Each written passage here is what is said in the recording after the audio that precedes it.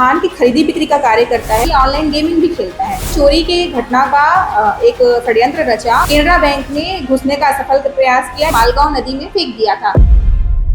Gariaband police ने आज एक बड़ी सफलता हासिल करते हुए बीते 3-4 दिनों के अंदर जो गरियाबंद में लूट की घटना विशेषकर बैंक में जो हुई थी, जिसमें हम कह सकते हैं कि पांडुका के ग्रामीण बैंक में गैस कटर के माध्यम से लूटने का प्रयास किया गया था, जो सफल नहीं हो पाए थे चोर जो हैं।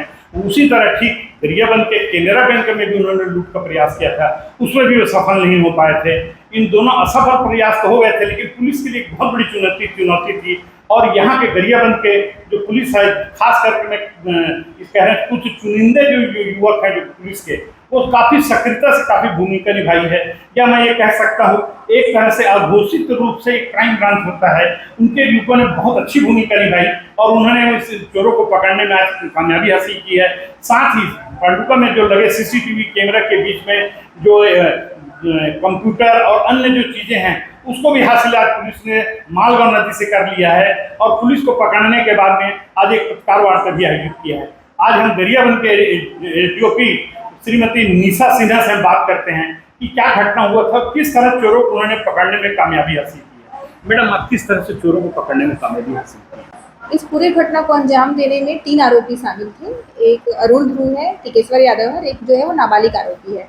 इसमें जो मेन सरगना है, जो लीडर है, वो है अरुण ध्रुव। ये धान की खरीदी बिक्री का कार्य करता है और इसी खरीदी बिक्री के काम में इसके ऊपर बहुत लोन हो गया था और साथ ही ये ऑनलाइन गेमिंग भी खेलता है और उसी गेम में खेल के उसमें भी इसके ऊपर बहुत ज़्यादा लोन हो गया था। उसी लोन को पटाने के लिए इन्होंने चोरी के घटना का एक षड्यंत्र रचा और उसमें इन्होंने पहले 26 तारीख को गरियाबंद के केनरा बैंक में घुसने का असफल प्रयास किया, जिसमें अपने साथ कुल्हाड़ी और सब्बल लेकर आए थे। जब ये सफल नहीं हो पाए तो वहां का अपने साक्ष्य छुपाने के लिए सीसीटीवी उठाकर तोड़कर ले गए थे। इसके बाद जब इन्होंने देखा कि नहीं, जो सब्बल और कुल्हाड़ी है, इससे बैंक की जो सामान है वो नहीं कट पाते, गैस कटर के माध्यम से ही लॉकर तोड़ने का प्रयास किया, परंतु लॉकर की मोटाई ज़्यादा होने के कारण ये गैस कटर से नहीं तोड़ पाए और उसके बाद फिर से वापस आ रहे थे। परंतु वापस आते समय उन्होंने देखा कि सीसीटीवी फुटेज में ये कैद हो चुके थे, इसलिए उन्होंने सीसीटीवी का जो डीवीआर होता है और मॉनिटर, इसको भी साथ में वहाँ से चुरा कर ले आए थे और वापस आते समय मालगांव नदी में फेंक दिया था, जिसे आज हमने गोताखोरों की मदद से उसे भी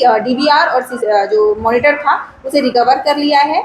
और जो युवक है वो ऑनलाइन गेमिंग के थ्रू और यूट्यूब में ये सब चीज़ें देखकर हो सकते हैं कि उस दिशा में आगे बढ़ रहे हों, परंतु जैसे ही हम ऐसे लोगों को पकड़ लेते हैं तो बाकी जो इस दिशा में आगे बढ़ते रहते हैं उनसे सीख लेना चाहिए। मोबाइल के माध्यम से गेम खेलने, इसके भी चलते वो काफ़ी कर्जदार हो गया था और इसके चलते ये सब हो रहा था। इनको भी मतलब हमको चाहिए कि हम अपने बच्चों को इनसे दूर रखें और इस पूरे घटनाक्रम में पुलिस ने एक बड़ी उपलब्धि हासिल की है। मात्र 5 से 7 दिनों के अंदर ये उपलब्धि हासिल की है। निश्चित रूप से हम इनको पुलिस को सलाह देना चाहेंगे और अन्य लोगों से भी अपील करना चाहेंगे कि इस तरह की घटनाओं से वो दूर। फारूक मेमन, IBC 24, गरियाबंद।